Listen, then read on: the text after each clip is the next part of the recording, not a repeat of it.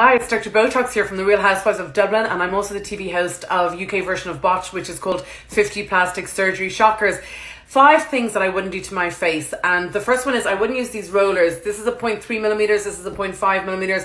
People roll them on their face and all they're doing is rolling bacteria in. They're normally single use, and honestly they should be done in a clinical setting, not at home. So don't use these, please. I don't recommend it. Number 2, don't ice your face. Everyone's mad for icing their face. They're getting lumps of ice and they're putting them on their face, or they're getting these little rollers and putting them in the freezer, and then they take them out of the freezer and then they roll them on their face, but then it can give you an ice burn, so it's really not a good idea. The next thing is number 3, to slug or not to slug. The debate continues. I don't know what the answer is. I'm beginning to realize there is a difference in people's skin. So I grew up in Ireland. I have really white, pale skin. Ireland is a damp environment, so we don't typically, women there have really good skin because it's damp and moist.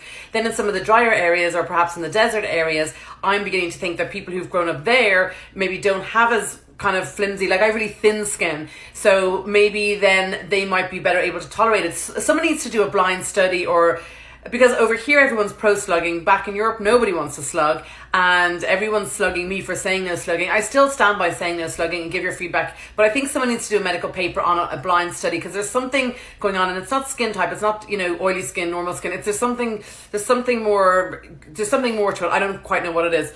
Number 4, when you're using facial tools, so if you're using a facial tool, so this is the Nefertiti neck lift machine from my collection, and again, I am always really careful that I just monitor the actual temperature as well. The vibration is fine, but the temperature has to be careful. So there's green, blue and red, and then I like the blue because the blue is really anti-aging, and I can also do it along my nasolabials and flip it in and out.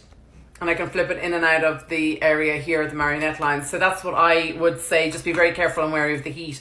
And then number 5, when you're putting on your hyaluronic, you can put it on with a dry sponge or just use your fingers, but never use a wet sponge. If you use a wet sponge, it's going to draw all the water.